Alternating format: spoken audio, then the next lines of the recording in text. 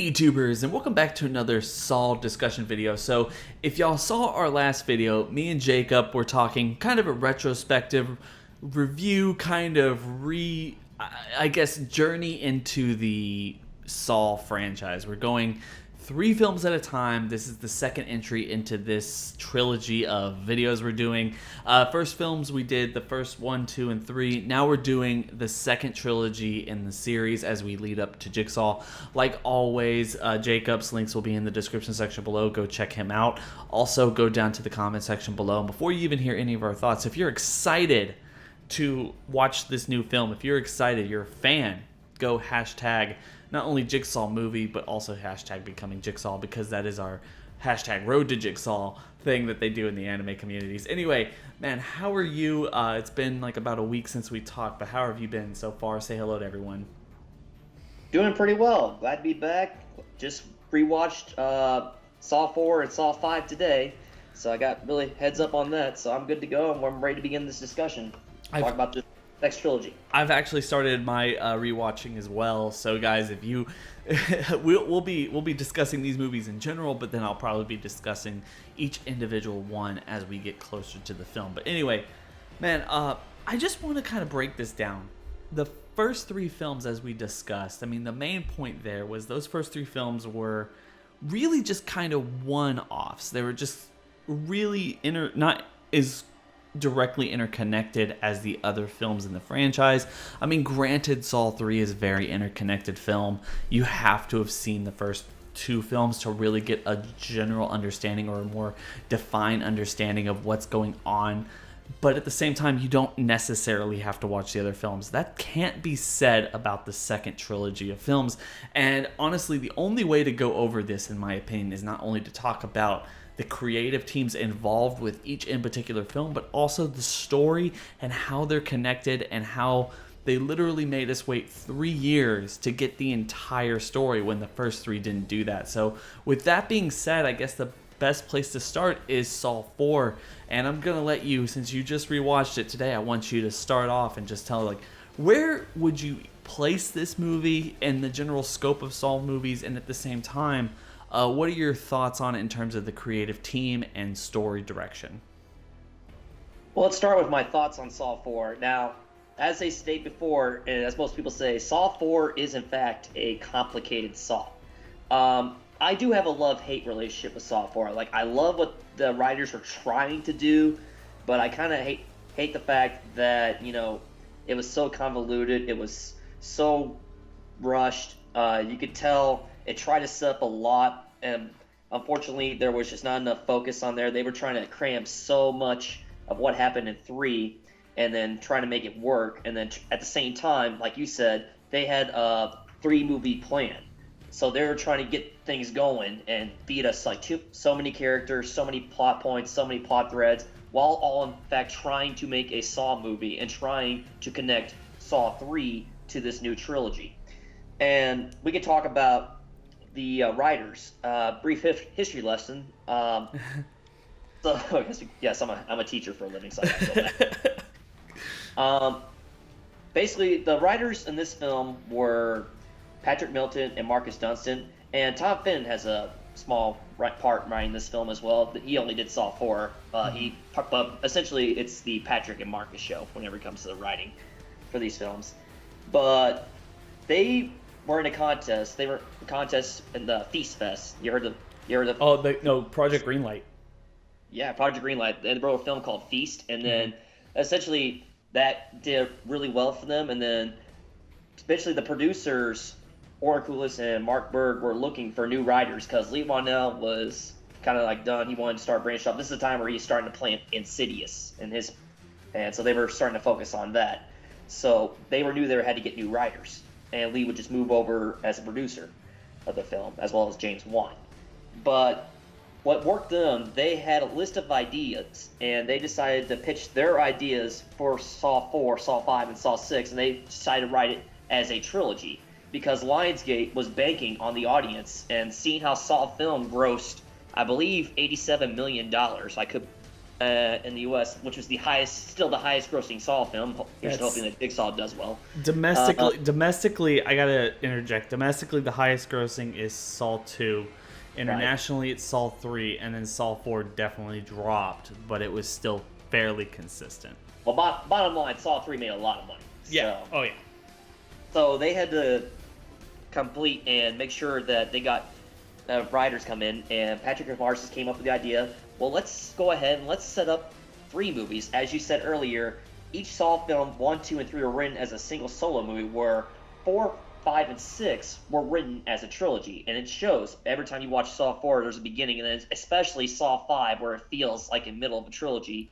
And then with Saw 6, we had the payoffs with our storylines from the previous Saws, but not only from Saw 4 and Saw 5, all the payoffs click at the end, towards the end of Saw 6. And it's because of 4 and 5 plot points is the reason why Saw 6 is so arguably good. So they had the plan there, but I'm going to back up and talk about Saw 4. The main thing I liked, I'll talk about what I liked first, and I'll talk about what I didn't like. I liked the story, and I like what they were trying to do. And going back, if you watch Saw 5 like I did today, you appreciate all the stuff that happened in Saw 4 and a way that they tied up Saw 3 at the same time. Because, well, first of all, if you're watching this video, hopefully you've seen Saw 4 and Saw 5. We know the main twist of Saw 4 was the timeline of it being the same timeline as Saw 3. Now, the cool thing about the beginning was, when I first saw this is the first Saw movie I saw in theaters. And when I got done watching that movie, I left the theater confused, but at the same time, I was excited because I was a big fan of Costas Mandylor, and seeing that he was going to take over as the new Jigsaw, that got me excited, and it fooled me. Did that fool you, that twist in Saw 4? You know what? It actually did. At the time, it really did. I can't say that I walked out of any movie of the Saw franchise, and I pride myself with being able to figure out twists. Some people can. I do my best to bury my head in the sand so much to be surprised that all of them, besides a couple, like a handful, have really shocked me. And that one blew my mind away. I think that one, at least at the time in 2007, a decade ago, was the strongest twist that this series has ever given to us. Right. I believe so too, yeah, because at the point I didn't know what was going on. At some points, when they got to the meat packing plant, I started piecing together, like, okay, there's a meat packing plant, and then I see Jeff and Lynn's keys, and then I see Jeff on the TV screen. I wonder what the heck is going on. And then I completely forgotten that Costas was in the autopsy scene in the beginning, because when I saw him killed, I thought, wait a minute. He was there, then he was there. What is going on? And then I realized, as soon as Rick pushed play, I realized, oh crap, it is Hoffman. So that's when I figured it out right there. But let's go back and touch about another thing I liked. I did like the fact that this storyline introduced flashbacks. This was the first Saw where we essentially, Tobin Bell will be back from here on out in flashback form. And I did like the story with him and Cecil about, we learned more about who John Kramer was before the actions of Jigsaw. And that's one thing I really appreciate about this film. There's a lot of hints where you see Tobin acting as John Kramer. John Kramer, he's happy. He's got a wife. He's played by Betsy Russell. He's got a pregnant child. Running a health clinic. He's an engineer. You see the origin of the Billy puppet. You see what his plans were, and then all of a sudden it just takes, kind of like, if you want to go by what the Joker says, all it takes is just one bad day.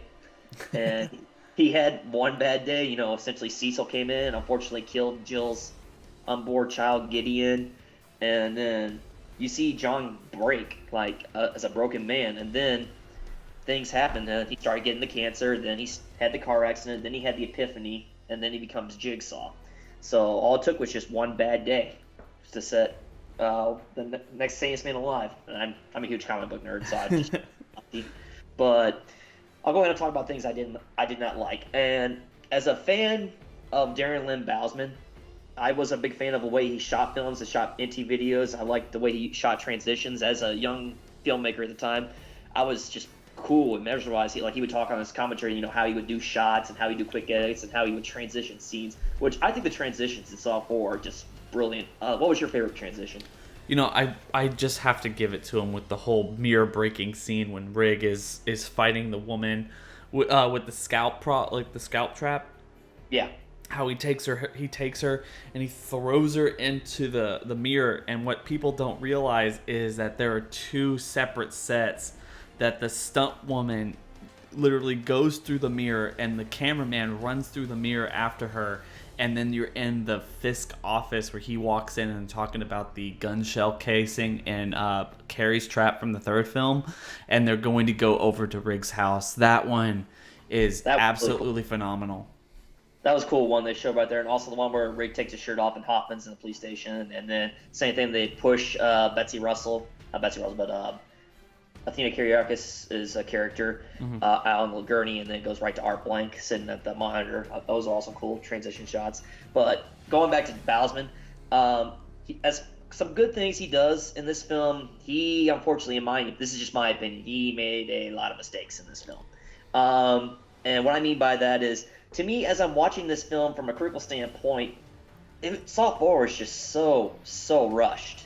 I mean, there's a lot of plot points that you can get here, and if they deserve their own movie. In fact, part of me wishes that Saw 4 could have been like a 2-part movie, because there's so much they were trying to cram. You had to introduce new characters, and at the same time, you had to wrap up all the characters from Saw 3. But the biggest problem I had is, he didn't take his time. He never let us get inside each character's heads to let us know, as an audience, what the heck is going on, what our characters are thinking. And to me, that kind of exposed his flaws as a director. And this is a theory as to reason why I think that is because if you listen to Saw 4 commentary, he plugs like Repo so much in that film. It's just like every 15 minutes, he can't stop talking about it. It's so much on his mind. Yeah, so he had a lot. Like, I think he was shooting Repo, a week after Saw 4 wrapped up. So he was just prepping for Repo, and Repo was his baby, because Saw 4, at least he had writers, and at least he had producers, and he had already established timeline, people helping out, where his focus was, I think, on Repo, just not quite enough on this one. But at the same time, he never really let us connect to these characters, and because he moved the camera so quickly and so many cuts, we are never allowed his characters to breathe and focus. And the character that suffers the most from this movie is the character of Rig. And unfortunately, let me go before I talk about Rig. What were your thoughts on his plot lines in Saw 4? I want to just kind of touch on some of the stuff that you were talking about throughout. I'm going to just start with Darren Lynn Bousman, just because it's where you left off. Well, we'll back.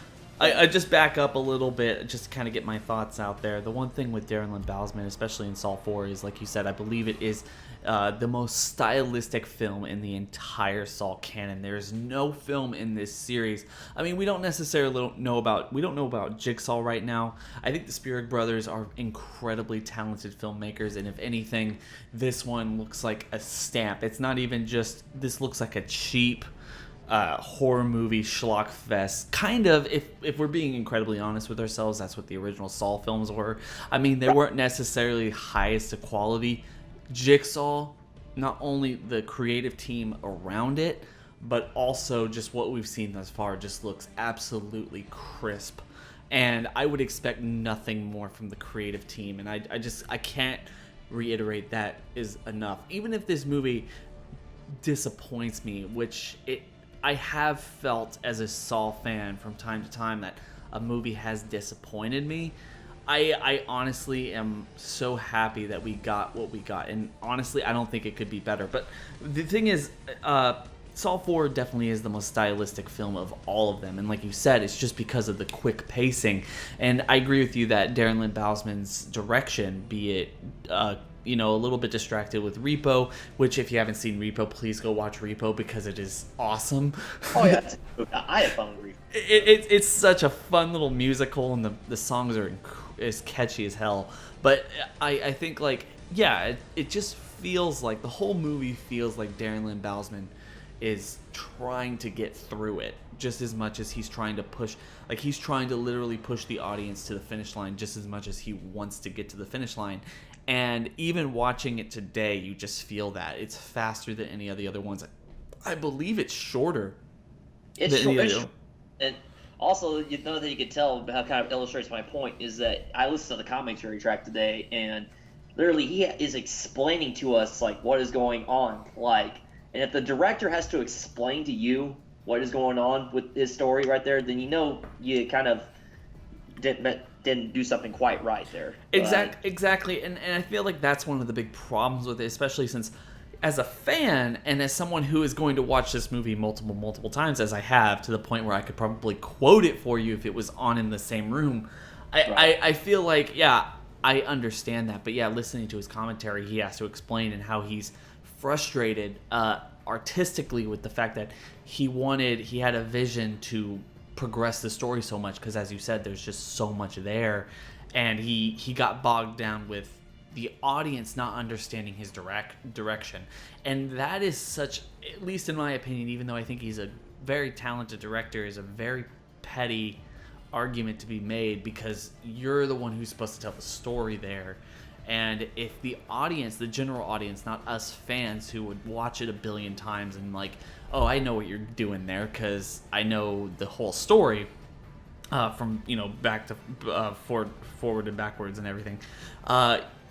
When you have to sit there and talk about it like he does in the commentary, it's like, okay, man, like, we get it. Like, you feel kind of put down with this franchise already. This is your third film you've directed, more of these than anyone else. But also I want to talk about Patrick Dunstan and Marcus Melton, or I completely messed up their names. Marcus Dunstan and Patrick Melton. Yeah, and I want to preface this by saying, like you said, Project Greenlight and the Feast trilogy. If you haven't seen the Feast trilogy, please make sure to go see it, because it's a laugh riot. It's amazing. And but they ended up making those films, and then it should be noted, as they said prior, that they got the meeting because I believe, and I could be mixing up facts and everything, but I believe they had gotten the meeting because they were considering, like we talked about in the last film with Darren Lynn Bousman's film script, The Desperate, taking that and adapting it into Saw 2. They were thinking about adapting The Collector into a Saw 4 prequel, right, to explain where John came from. And luckily that's not what we got, because obviously we did get Saw 4, which I believe is one of the stronger of the series, and at the same time, The Collector and its sequel are also really strong films if you haven't seen those. So, honestly, like, I think that they came in, as you said, they decided that they were going to tell a story. It was so distinctly different than anything that we had seen, and even though it took us longer to get to the payoff, as we'll get to later, I believe it was worth it. So, not to go off on that really big detour, but I'll let you get back to your point. I see your point right there. Like I said, it was good to see him have a plan, and they did some good things when they wrote the Saw. Like I said, they established the universe. They knew the universe, and while listening to, they did an interview with BloodydIsgusting.com a few years back, and it's kind of cool how they had a list of ideas where Marcus said that they would have like a bunch of sticky notes, and they would have this, here's the Saw universe. All right, here's some questions on the wall. What is answer? And they put like sticky notes in the center. It'd be like, okay, we can do this, and then by the time each film goes by, okay, we'll take this sticky note off the wall. We've already answered that. We still got Dr. Gordon over here. We still got what was Amanda's letter. We still got who wrote the letter to Hoffman in Saw 5, and so on and so on. They just come up with the scenarios, and then in a way, they kind of established, like they said, it was like a giant puzzle. Like, they start filling up all the edges, and then essentially, as things start coming in, then they start filling up pieces in the middle. But we'll talk more about that in depth when we get to our last review of this series, when it's Saw 3D. But going back to my point earlier about Bousman, now, as much as I appreciated that, I was trying to touch the fact with the characters. There was a lot to go on Saw 4. Like, we had to wrap up. We had to wrap up Donnie Wahlberg's storyline. We had with Eric Matthews. We had to wrap up Rig. We had to introduce new characters, and that's the biggest thing. Like we talked about in our last video, how Bousman's flat said when he approaches the movie, he wants to kill everybody, and that was the reasons why they kind of got frustrated with him, because he would just essentially kill off just about everybody, and it'd be hard for them to, as an audience, like for the last two movies, we've seen the characters Dina Meyer, Donnie Wahlberg, Lyric Bennett. We saw those characters, and then in 4 we're introduced to them. Like we still see Dina Meyer and Donnie Wahlberg. I think. Well, was Dina Meyer actually there, or was that just a body cast of her? I think that was just a body cast of her. I think I could be wrong though. Like, it has been a while since I've heard any of the commentary, but I think I think like when they get to that scene with Bowsman in the commentary, he's not talking about that because they're talking about Brent's like anger with the helmet. Like, okay. Yeah, that's right. So, but going on from that, like you had to wrap up all those characters, but then at the same time you had to introduce new characters. We have to get Costas Mandalore over with the crowd, like as your new accomplice. So we had to introduce him. When I first watched this film in the theaters, as soon as like after that scene where Hoffman was talking with Rig in the SWAT office when he said "time to let go," I figured, all right, he's it. This is the guy. This is the killer. Then all of a sudden I fall, quote, abducted by the pig mask and realized, okay, maybe not. So, but then we're introduced to Strom and Perez, which we'll talk about both down the line of the video when we talk to Saw 5 and 6. Mm-hmm. But at the same time, going back to what I was about with Rig earlier, he was kind of like a letdown in my opinion. You know, I like Lyric as much as the next guy. Like, he's doing pretty well for himself. He just wrapped up a miniseries with Hannah Emily Anderson a while back, who's in Jigsaw, called Shoot the Messenger. I encourage everybody to go watch that series. It's a good little 8-part series. But the fact is that he was kind of let down in my opinion because we see him go place to place, but we don't actually see him, and we don't know what he learned. We don't know if he learned his message. We're not. You could save people, and essentially his game was like what Bowser said in the commentary. Here is Eric Matthews. You cannot save Eric Matthews. Do not try to save Eric Matthews. But if you really want to save him, here's 90 minutes and see if you can learn these lessons I'm trying to teach you. So, but going on with that, I just felt like because of Bowsman's direction, where he kind of like rushed it, and there were so many quick cuts of him, like, you know, holding the gun up to his head, pacing and stuff like that, getting frustrated. We never actually see him like learn and take the time and allow him to focus on them. And that's just the problem I had with the Rig character. And essentially, there's a lot of people who got axed off in Saw 4. We axed off Eric Matthews. What did you think about Donnie Wahlberg as Eric Matthews' character in this trilogy wrapping up? With Eric Matthews dying, of course, like you said, you listen to the commentary and just how much he didn't want to be there. In fact, there's shots that you can see it's just clearly not him when it's a long shot. He was there 2 days. He just did not want to be there. It is really interesting that they were able to get him back, and that's one of the best things about this series in general is that they were able to get people back just for small shots and just 1-2 days worth of filming. I guess they offered them a decent amount of money to take up a day or two, but it's just one of the best things about this show, the series, is they didn't ever have to really recast anyone of any real great importance. But I digress. I think that it is an interesting thing that they brought him back. I wasn't expecting it, especially after Saw 3, because it left it really ambiguous. But having him back, killing him off there, honestly, like I said before, everything in Saw 4 just works for me. I mean, you're complaining about, or not complaining, but at least pointing out your frustration with the fact that Darren Lynn Bousman liked to kill everyone. Like I said in the last video we did, I personally think that was one of the things that made those films stronger as, I guess it's just stronger in general, is at the end of Saw 3, everyone's dead. I mean, like, how do you even begin to pick up the pieces and make a new film? And the very fact that they had announced that they were going to do a new film, I can't remember whether it was a couple days before or a couple days after. I just can't remember time frames like that back in 2006. But it was intriguing.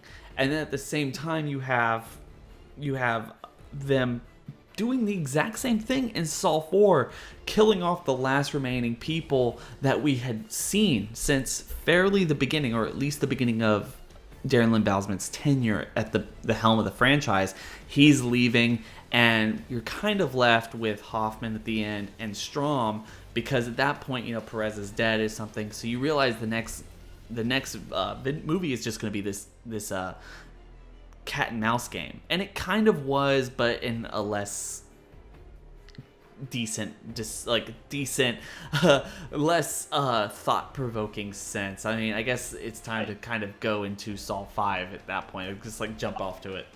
Right. I'll go ahead and we'll wrap up Saw 4 right here. Just final thoughts on that. Like I said, I don't know, I knocked it quite a bit by discussing Saw 4, but all in all, like I said, it's a complicated Saw, and I do, like I said, just because I have like a love-hate thing with it, there's a lot of things in Saw 4 that I love. Like I said, I love the trap narratives, love the sit-down interviews with Strom and Jill in the interrogation rooms, love Tobin Bell's backstory, love the interactions with Cecil, and like I said, and I love the reveal of Costas Mandalore, and especially the timeline of Saw 3. So there's a lot of good things in Saw 4, and I recommend people just go ahead and check that one out. Like I said, and because of Saw 4 and the setup of Saw 4, we'll go into Saw 5.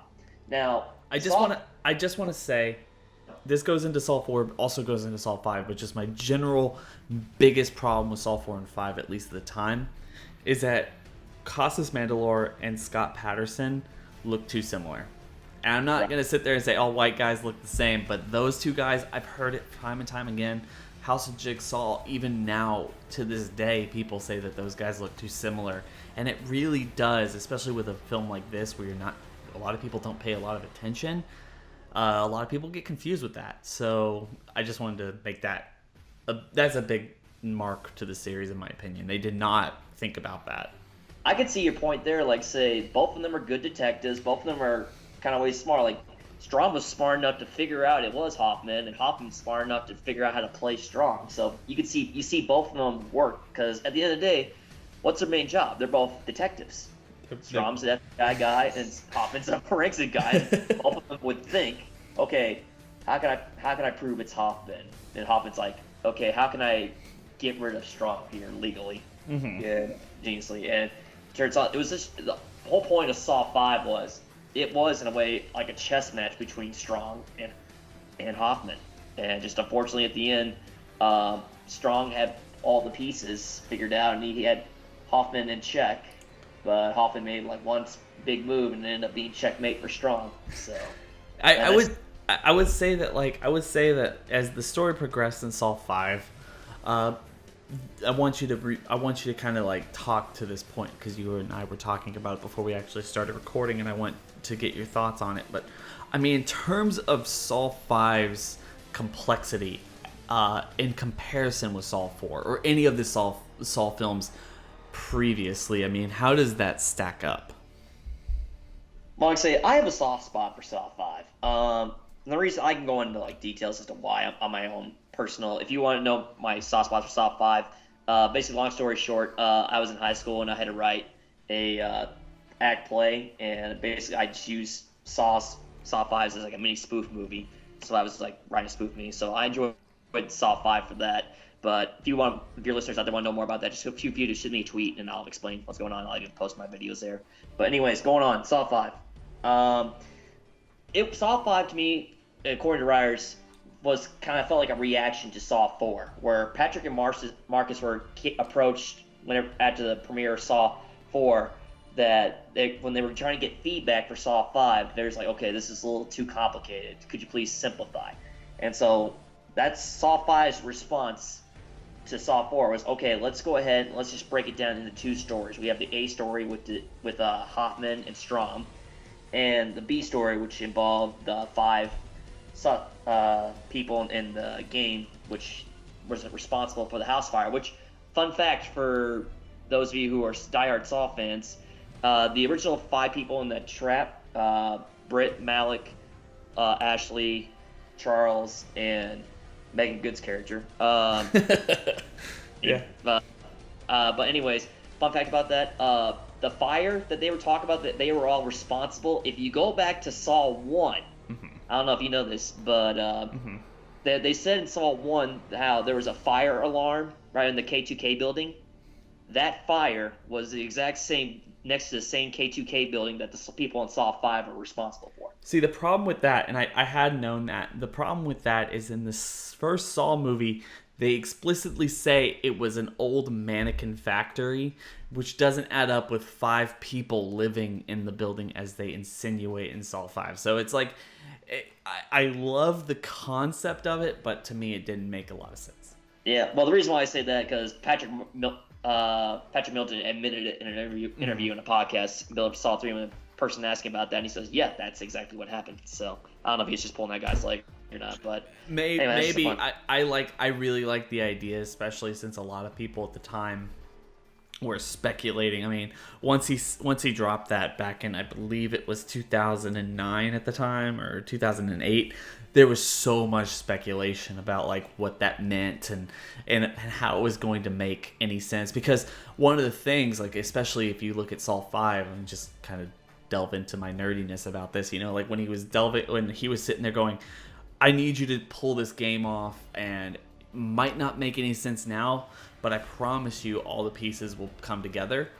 And right. like and everyone was like, okay, so Saw 5 didn't necessarily have any twist, but this is going to be, I promise, this is going to be this trilogy's, like, I promise you'll find your son in a safe and secure space from Saw 2, where you didn't necessarily realize where they're heading towards it, but it was going to make the big revelation in Saw 6 or something at the time, at least.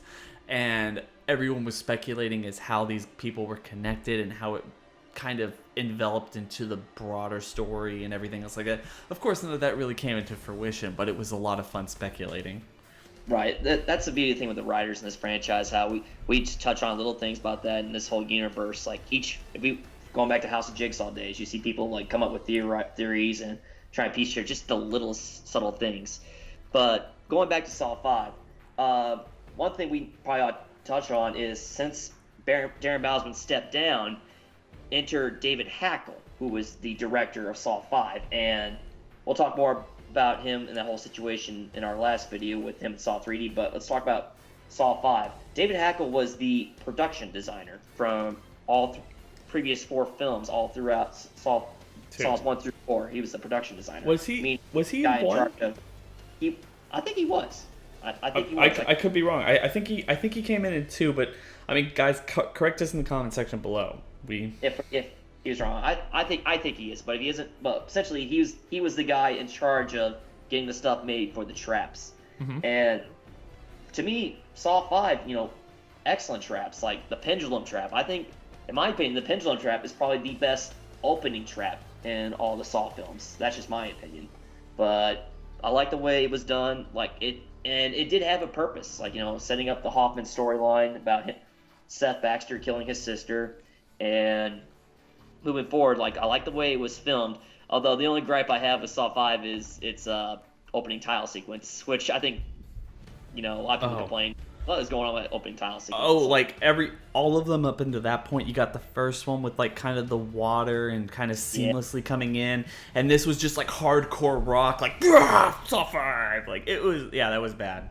Yeah, but I understand, like, and we touched on this before we started the video, how each director kind of want to make their film their own. Like, Bousman's established his film with his own visual styles. David Hackle was kind of like the same way. He had his own thing where he put a lot more focus and he took his time. The way you could tell just by the way each film was directed, how there are still elements of mirroring, like James Wan style from each of the directors. Like Darren Bousman paid homage to James Wan in some other films when it came, like for instance, in Saw 3, Darren Bousman paid homage to James Wan where he's setting up the bathroom trap, and then in Saw 5, David Hackle pays homage to Darren Bousman for the Saw 2 when they set up Saw 2's trap. So, I mean, and each one went on from. In terms of story, but I would say, especially with Darren Bousman, paid a lot of tribute to James Wan. Especially if you listen to James Wan's commentary in the first film, where a lot of people, he says, a lot of people were asking me, maybe it was the first or second one, but he's like, a lot of people were asking me, why did we keep using these like quick flash photography of like the pictures being taken and all this stuff in the first film? And he says, like, I was trying to make a movie. I was trying to tell as much story as I could with as little budget as possible. And it was weird considering the first film was made for a little bit more, like a $1.2 million. Second film, $4 million. Third film, $10 million. And $10 million of the fourth film. So Darren Lynn Bousman had more and more money to work with, and he kept paying homage to that. Like, this was the stylistic choice that James Wan actually brought to the table, and I'm going to continue it. And you get to see that throughout 2, 3, and 4. Less so in 5, I believe, but you definitely get to see that throughout the series. Right. Well, what was your opinion on David Hackle's direction? How do you think he did in Saw 5? You know, like you said, and I want everyone listening to this is definitely going to be our longest video to date, because I knew this. Like, honestly, I knew this because this, I feel like, is the most controversial part of the series. Is, what do you think about the second trilogy, and how do you think it compares with the first 3? Because most people I talk to think that, yeah, like, the first 3 are really good, and then it kind of starts diving down, or like kind of going down from there. I completely disagree, but I'm not a great judge.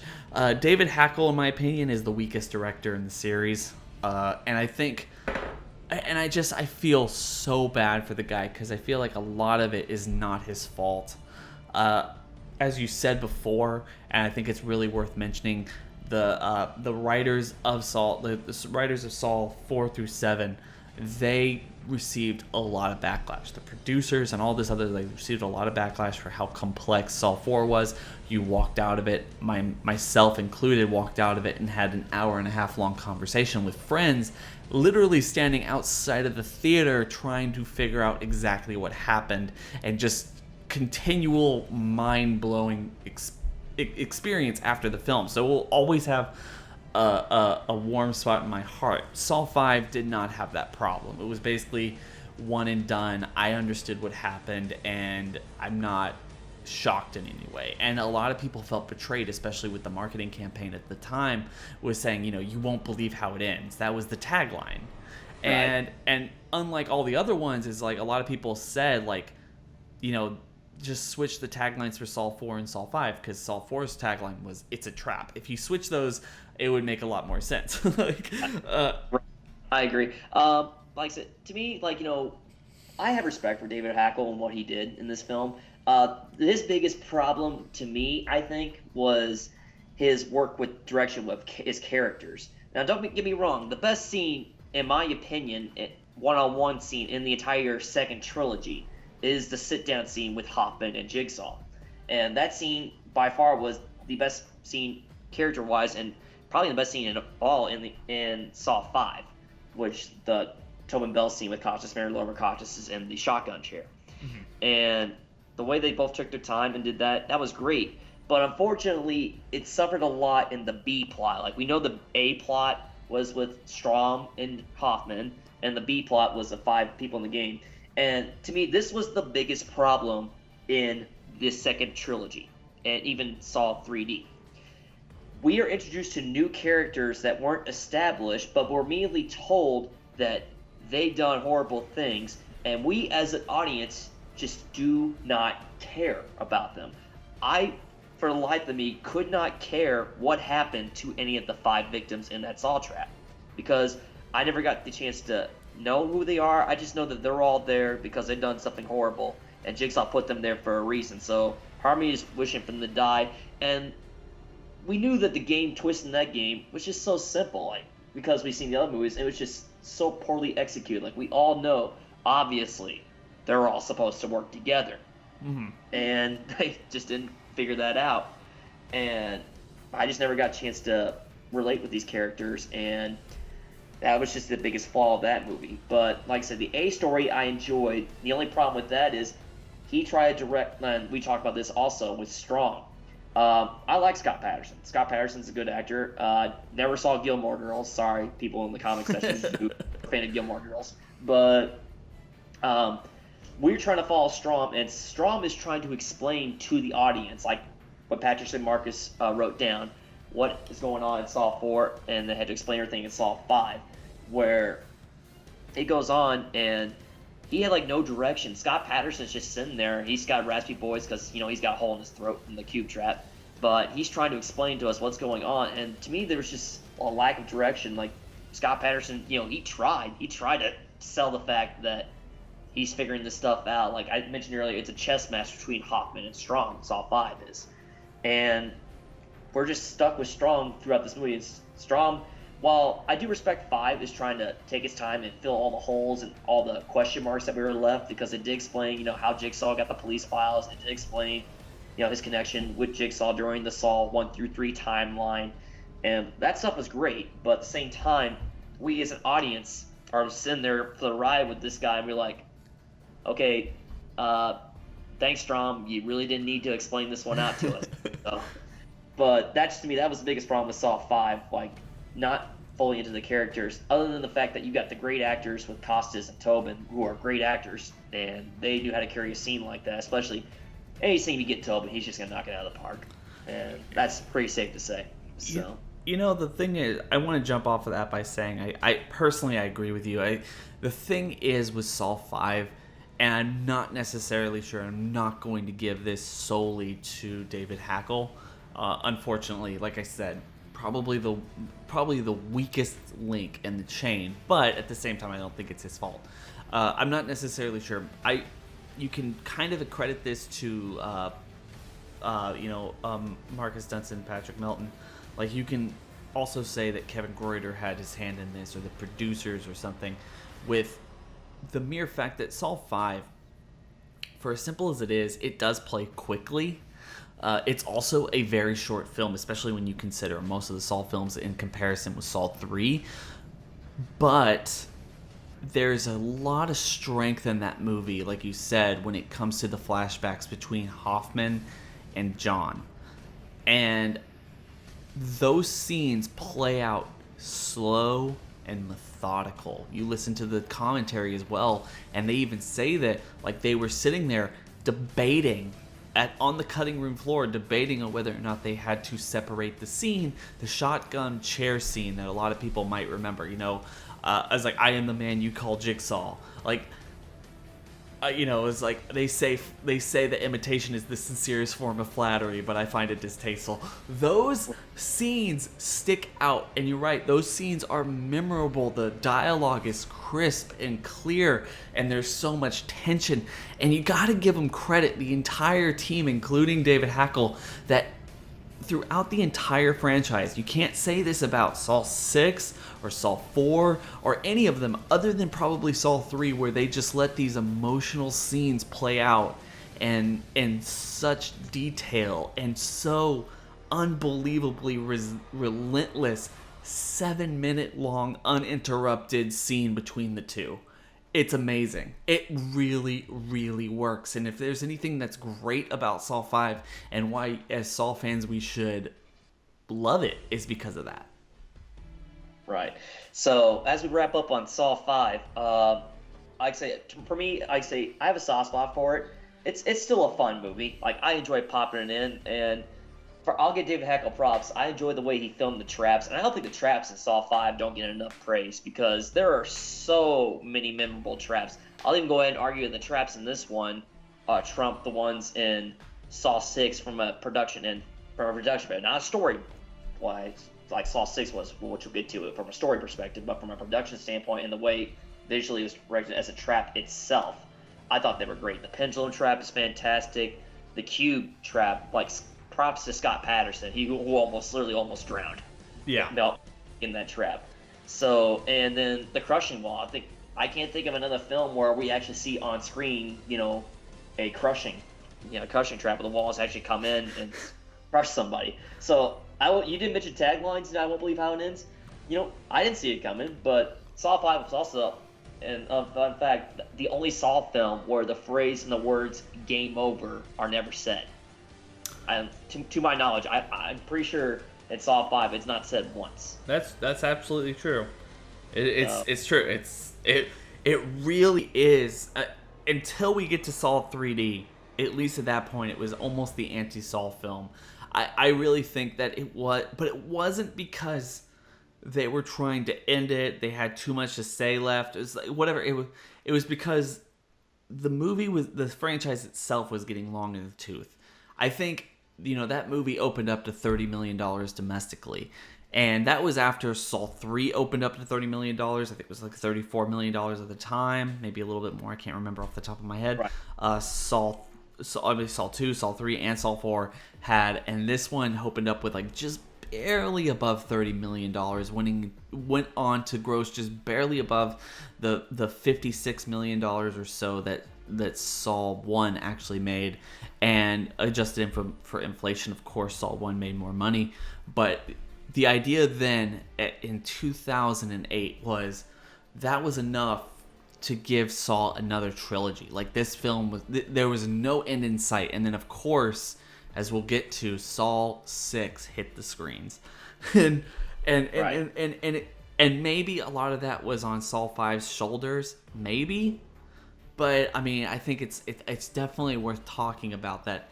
Even though this movie had its problems, it had a lot of good ideas and a lot of fun content, especially when it came to traps. And considering the fact that the series, at least at that point, and even now, arguably even now, is so focused on traps and the whole, this is like, it's not just a guy walking around with a knife killing people, killing babysitters. It's this guy putting you in these huge, elaborate traps.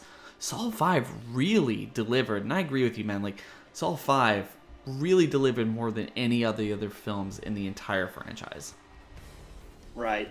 And one cool thing I forgot to tag on there, even the marketing for Saw 5 was kind of cool. Like, even it was still around Jigsaw and stuff like that. One of my favorite taglines in marketing was JD, which you think, what would Jesus do? It said, what would Jigsaw do? And stuff like little things like that worked. So I have to kind of chime in there. Just like, I have to say this. I can't even find it, guys. I implore you. I know this is a long video. I know a lot of people probably aren't at this point yet. But if you're in the comment section below and you have this saved somewhere, if you're from the House of Jigsaw days or something, if you have this saved somewhere, please, for the love of God, message me the saved JPEG file or something. There was this thing. So Saw 5 opened up against and was second place at the box office for the first time since the first film, where it didn't actually get first place, I believe, for years. For like 5 years, it was second place to High School Musical 3 that opened up to $40 million. It was a lot, especially back then in terms of an October release. And that day, like the day that they realized that, they started a promotional advertisement, and they had this thing, and it's just, at least from my knowledge, is completely gone from the internet. But it was a picture of the Saw 5 banner with Costas Mandylor, at least it's supposed to be, wearing the Jigsaw mask, the Tobin Bell mask, and it said Saw 5 High Schools for Pussies. And I just I haven't loved a tagline more so in my life, especially in the mood I was back then in my angsty teenager days. So if you guys have that, please make sure to send it to me, because I would love it. Right. So, Mike, I never heard of that. It's actually kind of funny. Basically, so moving on to Saw 6. First of all, how long are we going? We're going for like 45 minutes? That's awesome. First of all, if you've been still listening to us after 45 minutes, I salute you, and you definitely have way too much free time on your hands. So, all right, so let's go on to Saw 6. Saw 6. Now, for Saw 6, for the trilogy, we talk about beginning, a middle, and end. This was the end of what I call the Hoffman trilogy, and we knew Patrick Milne and Marcus Dunson had their plans, and there were still a lot of questions that need to be answered, and they had to set things up for the payoff. And because of the writing for Saw 4 and Saw 5, all the plot points, is the reason why Saw 6 is so good. Because you establish your beginning and middle in Saw 4 and Saw 5, and then we start to wind down and we see the conclusion of this trilogy. We figure out, what was in the letter.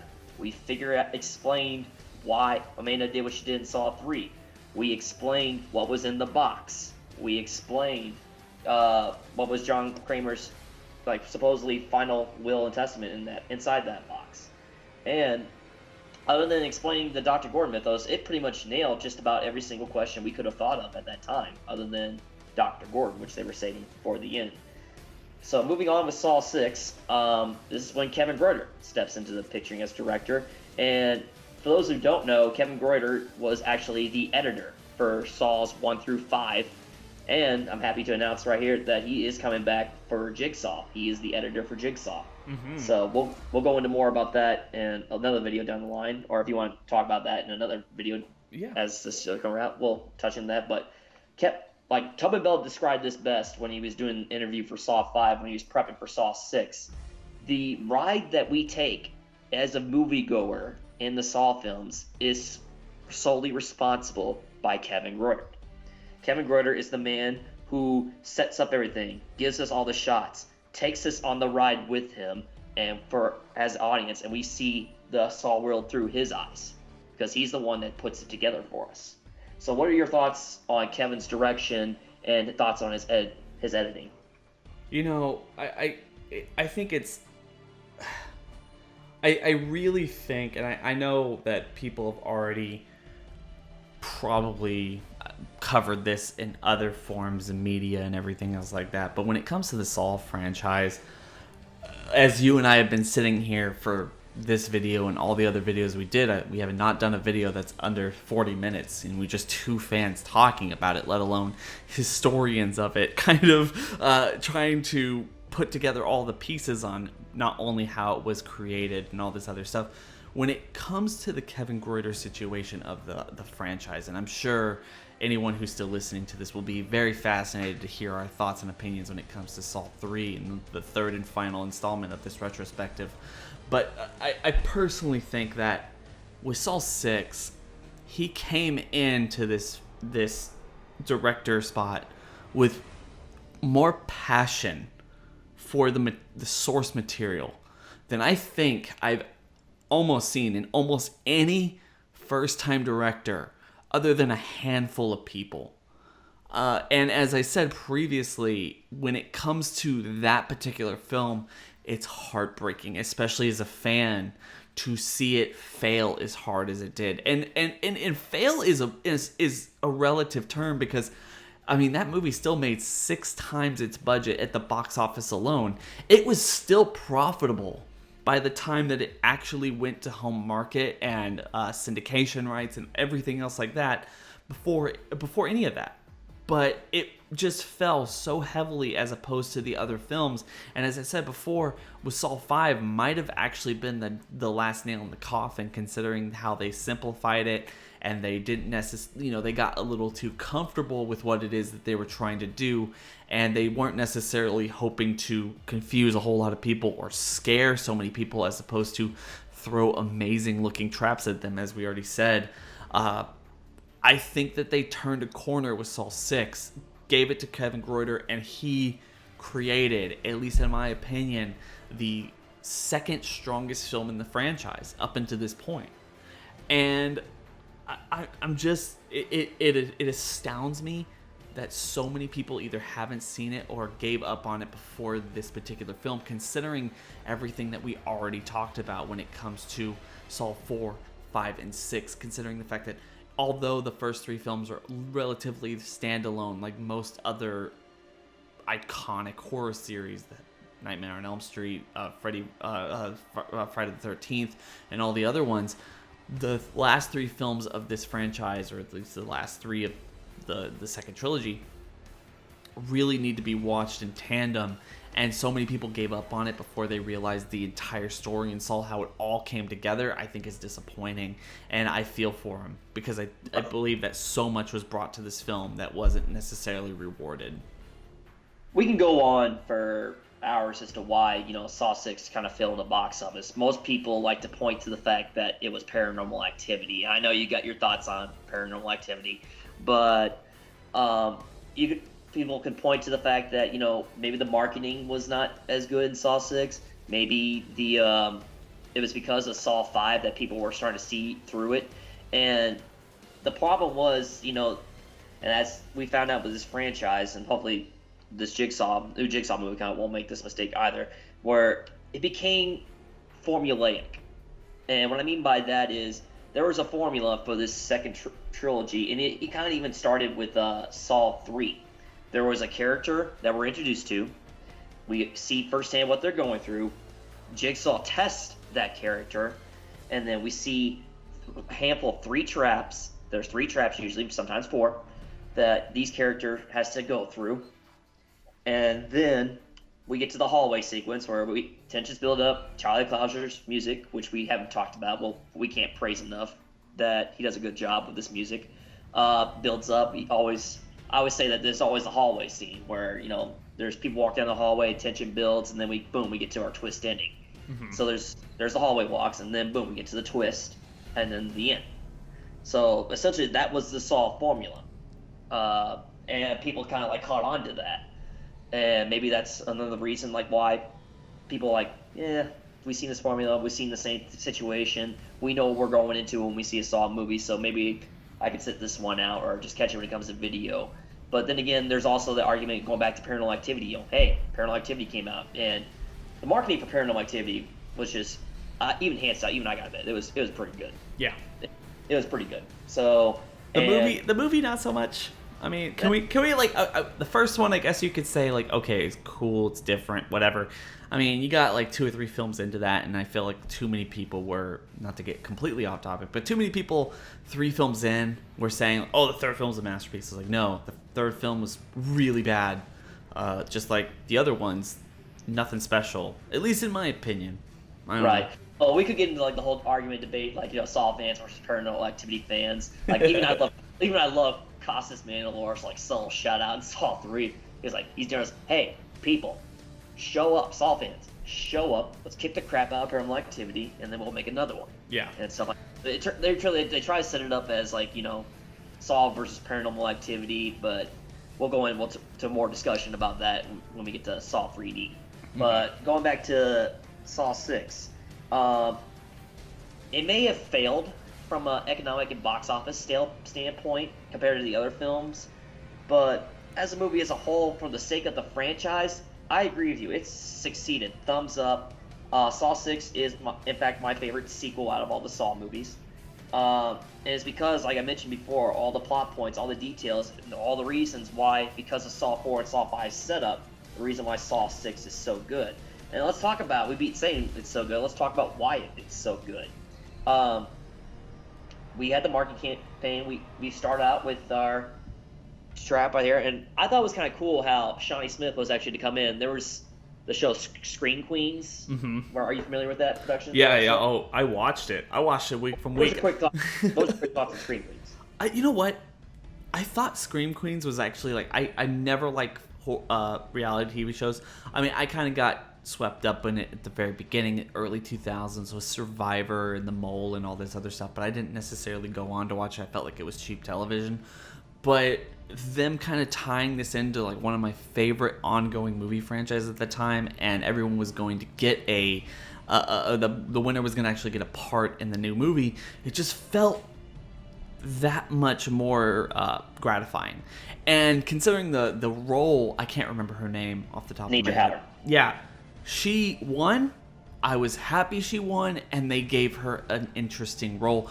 Now, considering the second season of Scream Queens for the third film, I guess we'll get into that later on in the third film, the third video of this. But no, I think with everything in that, it was a marketing publicity stunt, just kind of trying to build up excitement for the film. That's undisputable, but it really worked out. And even in the commentary, you have the writers talking about how they were worried about it. They weren't sure. They had traps where she didn't have to say one damn word, and they realized that she was better than they thought she was going to be, so they gave her the trap that they did, and everything from that scene works out. Right. So it started off pretty strong, and then it answered a lot of questions, and setting up the Saw 3D with all the Jigsaw survivors. Just because people won their games, they're not all going to be happy with the results. Mm-hmm. And I give her props. She did a good job with all that. But then we start answering questions in Saw 6. We see, let's go ahead and talk about Peter Outerbridge as William and the whole healthcare storyline, which to me, that was a big deal. And it's still a big deal to this day. We're not going to go into politics, but basically the whole healthcare situation and that thing going on, they were able to capitalize with the whole John Kramer character and cancer thing and incorporate, William Easton as the health insurance owner. Mm-hmm. And what were your thoughts on the William Easton subplot in that story? You know what? I think the best part about the William thing, although when you look at it at a bigger picture, and considering the fact that at least at that point we believed or we knew that there was going to be multiple films afterwards, they said that they had plans up until Saw 8. I believe that William and John's connection with William, especially having been dead at that point for 3 movies now, was a little bit too personal. And not knowing how or whether or not they were going to continue this trend going forward. Of course, they didn't, which I think was a mistake, but we'll get to that in the next video, like I keep saying. We're really building up, aren't we? What? We're really building up this last video, aren't we? Like I said in the first video, like I don't mean to build it up, but I really think that Saw 3D deserves its own 40-minute discussion. It is just a clusterfuck. It's an interesting build. But the thing is like with William's relationship with John, I felt like they did a decent job building it up, especially when you relate it to the people on Saw 4, Saw 5, 3, all this stuff. Like, he didn't have any personal connection with these people, so it makes sense the way they put him front and center the way that they did in that film. And at the same time, it definitely does feel like a knee-jerk reaction to the criticism that Saw 4 and 5 got for you're just having him come back in these unnecessary flashback arguments that people kept throwing out. Right. And it was good to see also them paying tribute back to each of the films. We had people wanted to see, Hoffman and Amanda in a scene together. And they brought back Shawnee Smith, which was also really cool to see Shawnee come back for Saw 6. We wanted to see a scene with Jill and Amanda and see what that was, which they didn't have a single dialogue with each other, but you could just tell the story what Betsy Russell and Shawnee Smith were telling just by having that look at each other. Mm-hmm. And especially, John having more connection, more time with Jill, and then you start to see Jill come around to figure out his way, and we see down the line what her role is in this franchise.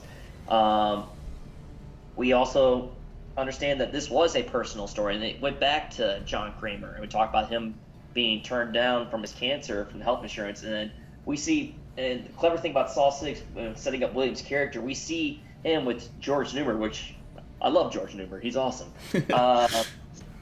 He was in this film as the Devin Bostic's dad, and I forget Tara. Tara was the mom's name. Yeah. That was cool to see them together in that situation, and that whole reveal when he turned down a regular person, like even George Newberg comes in, and William Easton turns him down, covering his health care, and then we see firsthand, him turning down John Kramer and seeing how John Kramer will react to the whole situation.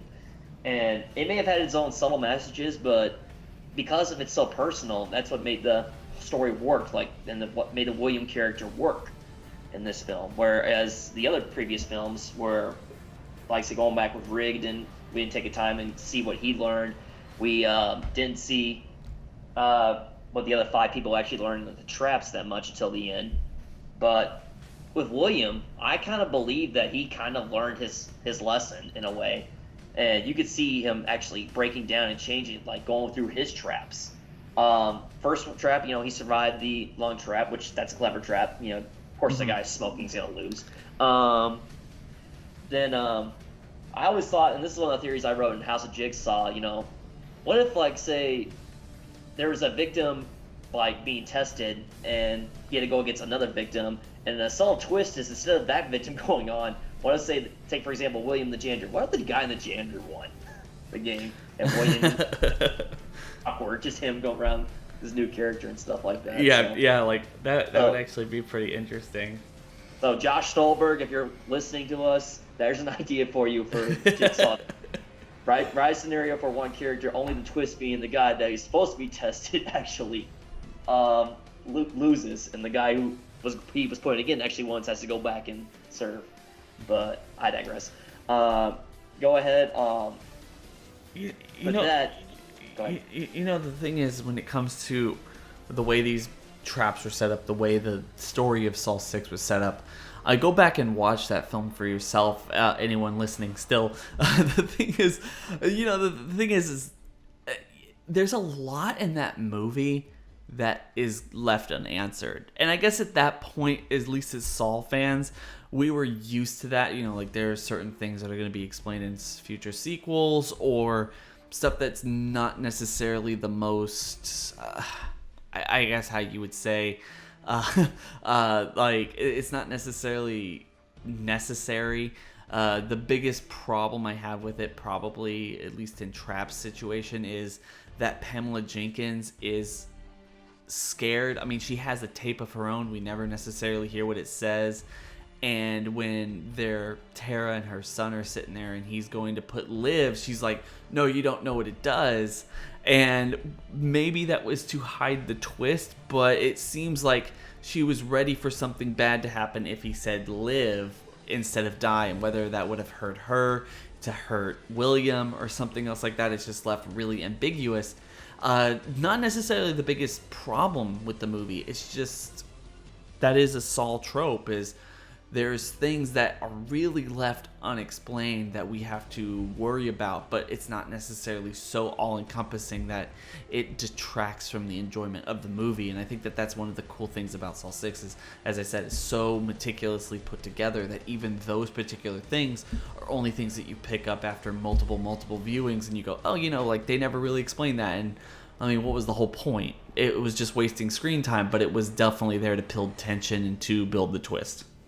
Right. Then there's a lot of things too, like Saw fans, like we nitpick a lot of things. Like here's an example. For instance, the note that Hoffman wrote to Pamela Jenkins. If Pamela Jenkins is such a good reporter, shouldn't she be able to know that Costas Vandelor's handwriting matched the same thing he wrote Amanda? Yeah. Oh no, but like I mean, she just got a copy of the note. Like she just photocopied the note from evidence or something, you know, public records or something like that. Right. Like, but I agree. Like, it's like. Little sauce touches like that, you know, that we fans nitpick and stuff like that. I remember going back, and one of the things, the scenes I would rewatch over and over and over into detail was the Jill's trip to the hospital. Because if you freeze frame the note, if you go back and watch Saw 6, there is some initials, and I would just pause and I would zoom in, and we would just go on message boards, like scouring what was unwritten, and it said the last letters were O-N, and then it said hospital at the bottom, which we were all contemplating. It's like, yes, that was going to Dr. Gordon. So that was your Dr. Gordon subtle hint, which we talked about in the previous video. Each film had their own subtle Dr. Gordon hint, and that kept us coming back for more.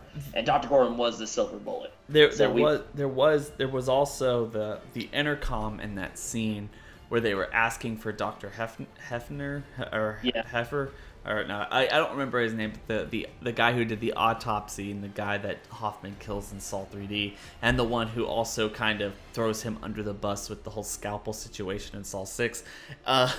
Like there was they called for him on the intercom, so it was just kind of a indication. Oh, maybe she's giving it to him, considering that he had already been kind of important. Like he was going to be part of the gang or goons that take down Hoffman, and obviously that wasn't really what ended up happening. I had my own theories as well, personally, and I told you before, and I didn't think it was Gordon. I thought it was Allison, Allison.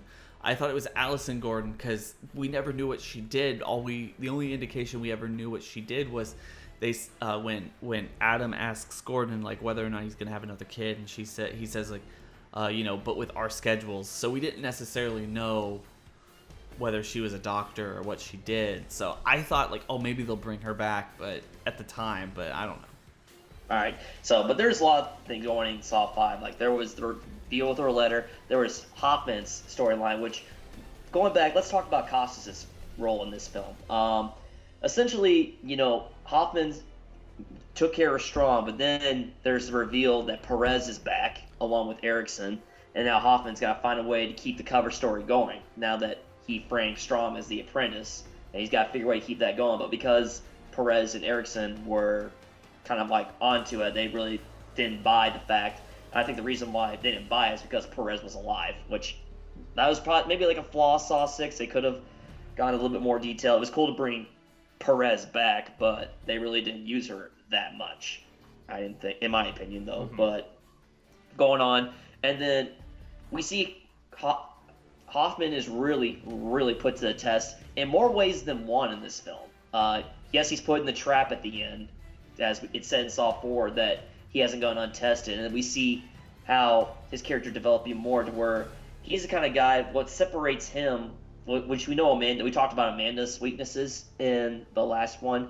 Hoffman's weaknesses in this one was he is kind of the guy where he uses this as therapy for him, kind of like he loves brutality. And that's one of the reasons why it helps him cope with his loss, where he just seeks nothing but vengeance against people like, it was somebody who, Seth actually, who killed his sister, and then he takes it upon himself to use Jigsaw's methods to go ahead and move forward. And that's one of the reasons why, going back to the Scream Queen's Deidre Howard scene, where he was tested, and then he gives her that subtle look after she said, Jigsaw did this to me. He said, he did this to make us learn. And then Hoffman just flat goes and tell her, and did you? And then he sees firsthand someone not looking. Then he starts seeing the cracks still through her. Like, he just has no care and no empathy for anybody. And that was the biggest flaw that he had with John, because while John gave him anonymity, the one flaw that Hoffman had compared to Jigsaw was he had no empathy for anybody. And he didn't care if people passed their tests. He didn't care if they learned their lessons. I never got that vibe with him. And nothing sets that more clear is whenever he was setting up Timothy Young in Saw 3, where he just dumps him out of the wheelbarrow and he just moves forward and just doesn't, with no glance whatsoever. And the one thing, and it kind of messed this up in Saw 3D, which we'll get to, how John told him in Saw 5, he's not a true killer. I don't believe John really knew that about Hoffman. So I kind of got the vibe, or maybe Costas is kind of a killer. And you see, what did Jigsaw do when his back against the wall was he knew he was done for. Jigsaw accepted the fact that he was no greater than the game, and that's why he allowed Jeff to kill him in Saw 3. And because he knew he was not bigger than the game. Where Hoffman gets cornered, which, again, I love the subtle touches, where the video kept saying over, right now you're feeling helpless, right now you're helpless. And then he was feeling helpless, and then he's cornered. John just accepted the fact that he caught where Hoffman, he's like, I'm busted. Okay, I'm going to do whatever I can to get out of this. And immediately, boom, kills Erickson, kills the tech woman, kills Perez. Before Perez dies, asks her if anybody knew, because he was going to go kill them. And same thing, he had subtle touches whenever Hefner was expecting the body and kind of outing him as, a different victim. And he's like, all right, good work. Thank you. Oh, by the way, you're next. So, going on, but that's the thing with Costas, he is a murderer. He has no empathy for his victims. And that's why in Saw 3D, when he goes on his killing spree, it kind of makes sense for his character, because if he's one of those types of guys where if you're in my way, you will get taken out. And that's kind of the reason why I think Costas loved the script for Saw 3D, because, it's just Hoffman being a badass. in fact, that's one of the soundtrack songs. I love, if I'm Costas Mandalore, I love the script for Saw 3D because it's just Hoffman being a badass. But at the end, he goes on, he sets up the game just for the sake of, the whole purpose of setting up Saw 6 is because he wanted to make sure when he got those envelopes for Jill that he flat out told her, hey, look, I'm in control. And he wasn't going to, I got the vibe that he wasn't going to do it anymore after the letters he got from Jill, because he was like, all right, I'm out, I'm done. I got Strom in the clear and stuff like that. Strom's going to go on doing this stuff. All I got to do is take care of Betsy Russell. And I wasn't convinced that he was going to kill her eventually, but what was your thoughts on the whole Hoffman-Jill thing in Saw 6? It's not something I really thought would happen, especially with some of the, I guess, leaks. I don't know, you would say leaks, a promotional material where they showed a unused ending. And that's one of the biggest things I hate about the Saw franchise, is that they have all these unused endings that they've never given us. And as fans, I really want them to just give us like this Ultimate Collector's Edition Blu-ray box set where they have all those endings, whether or not they're finished or not, just so we could see like an idea of like where they might have taken it, because there's it just in that ending, and I couldn't tell anyone where to look for this anymore. I've tried looking for it since, but I don't know. It's it's literally them in some kind of underground tunnel thing where Jill walks in at the end of Saw 5. And this is at the end of Saw 5. You know, she has the box and everything. We don't know what's in the box throughout Saw 5. And she looks into the camera and she goes, you know, it's like, I know who you are. And those are the notes that Hoffman's been getting this whole time, especially in Saw 5. And so she walks away or something, and lining the walls are pictures of people with bags, which they said that are the puzzle pieces being cut out of people. Right. And it piques the imagination of like, what did that mean? Like whether or not they just filmed that to throw people off as to where they were going, or whether it was like a legitimate idea of where they were going to go in the future and they decided to scrap that idea further down the line. It wouldn't be the first time, considering the fact that they do film scenes and then they just literally cut them before the theatrical release and then decide whether or not they're going to pick it back up for the new film. They've done that before. So I wasn't expecting, at least after the end of Saw 5, entirely to see Jill and Hoffman working so in tandem together. And their relationship, I thought, even though how briefly it was in Saw 6, was really interesting, considering the fact that he did seem to have this animosity towards her. But just the mere fact that she was alive, and as you already said, he was looking for a way out. A lot of people like to say that Hoffman was an apprentice. I completely disagree with that. I really don't think he was. I think he was almost a hostage in a situation where John had, as he said in Saw 5, you know, if you kill me, that information will leak out. I made sure of it, and he never figured out what was going to leak out or who was going to leak it out. He might have thought it was Jill or something else like that, so he was just kind of doing John's will until John was literally out of things to do. As he says in Saw 6, you know, it's like, how many more times is there going to be? And I thought that myself, and I really wish that we had time to explore it in other movies, but obviously they never really got there because of other issues behind the scenes and real world applications of the film and success rate of these movies. But I mean, there's just so much there to explore. But personally, I really enjoyed it. Saw 6 also gave us the first interaction, on-screen interaction between Amanda and Hoffman, which I think was absolutely necessary for the fan base. In fact, I feel like it was, even though it was awesome to see Shawnee Smith and Costas Mandylor interact on screen, we didn't get enough of it. I've also argued in the past, especially on the House of Jigsaw days, that man, they just need to give us like a movie. Like Saw 7 at those days would just needed to be a movie, like as an interquel between like Saw 2 and 3 or Saw 1 and 2 or something, where it was just everyone is alive and everyone is putting together a trap. Like that would be cool. Yeah, definitely. But I'm right with you on that. So, but going into that, like as we start to wrap up Saw 6, I love the fact that we talked about this in the last video, that even though whose decision it was, I wasn't convinced that they knew what the letter was going to be. Did you get that vibe where they knew what the letter was going to be when they first introduced it in Saw 3? No. What was going to be on that? They swore up and down. They knew it was on the letter, but I think it was always ever evolving. Yeah, I think they kind of change their mind as they go along. And I like the reveal, as we touched on in the last week with Amanda. We find out that it was Hoffman, the one that kind of screwed over Amanda. But the thing is, Jigsaw knew about it. And he knew what was going to happen. And basically, with that letter, it said that kill Lynn, or I'll tell John what you did, because I did like the twist. I thought it was a cool twist to see, Amanda was Cecil, and she was the reason why Cecil was there that night. And she was responsible enough for him killing their child. And going back to what I said earlier at the beginning of this video, how because of one bad day, John Kramer, the man, slowly started morphing into John Kramer, known as Jigsaw. And because it was all Amanda's fault, the reason why that happened, she wouldn't be able to forgive herself. So Hoffman kind of like screwed her over, say, hey, kill Lynn or I'll tell John what you did. And then she realized, if I hadn't have done that, I wouldn't be where I'm at today. I wouldn't be caught in this situation right now. And we wouldn't know. We still wouldn't know if Hoffman had done that, if Amanda would have done that. But do you honestly, let me ask you this. Do you think Amanda wouldn't have killed Lynn if Hoffman hadn't wrote that note?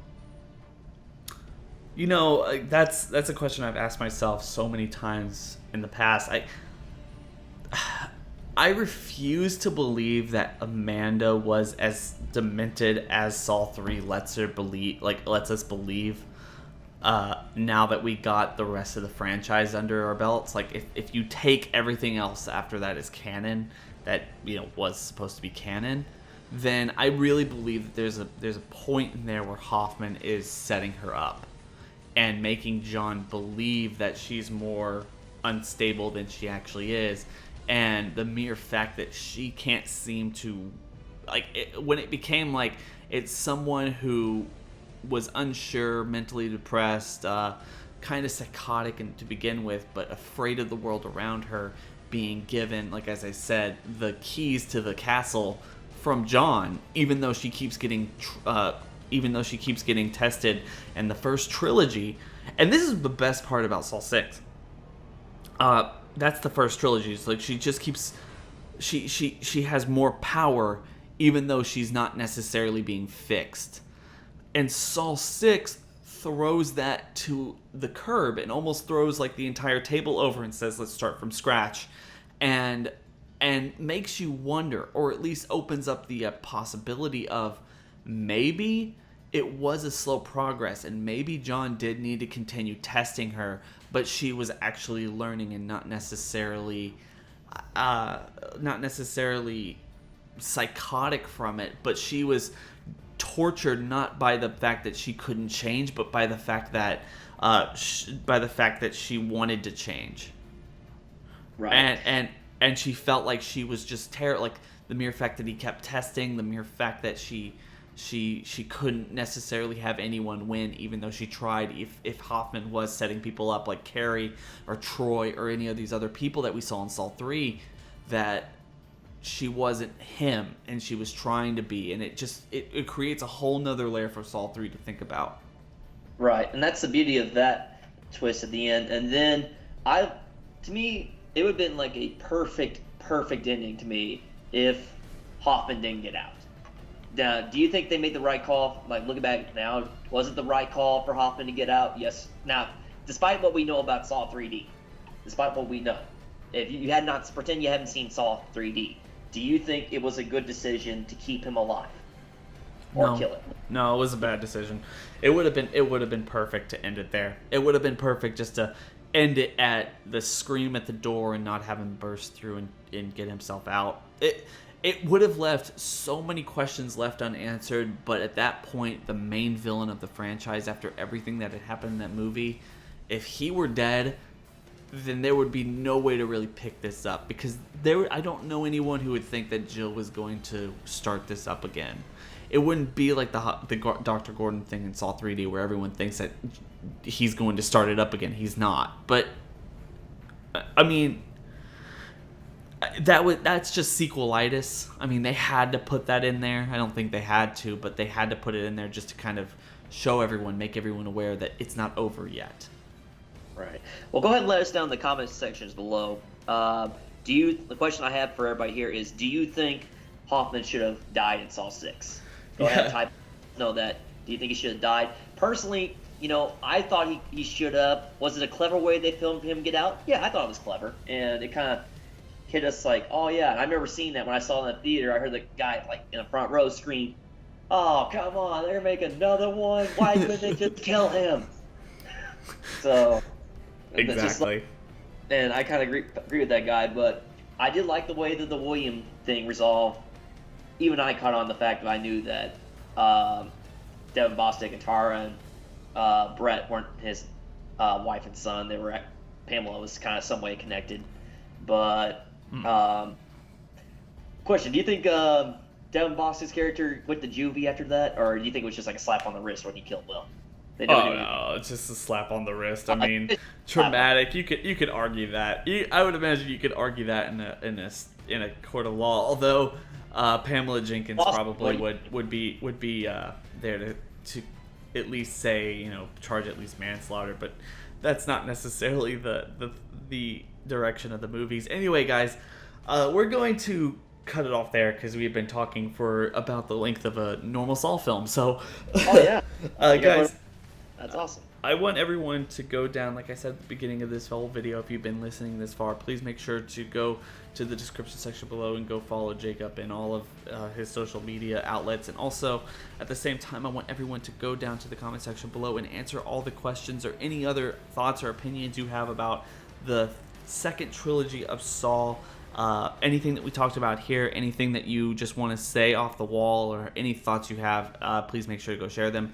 Don't forget to like and also subscribe. Please hit that bell over by the subscriber button. It's going to notify you every single time I upload. Lots of Saw content coming out this month and probably next month as we kind of still reel and just kind of get our excitement, theories, speculations for sequels, and everything else with that when it comes to Jigsaw, box office updates for the movie, and indications of when we're actually going to get a sequel or whether we're not going to get a sequel or anything like that.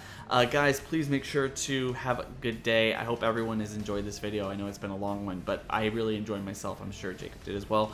Guys, I hope everyone has a good day. It's been real. Been real. And we're out. Holy shit.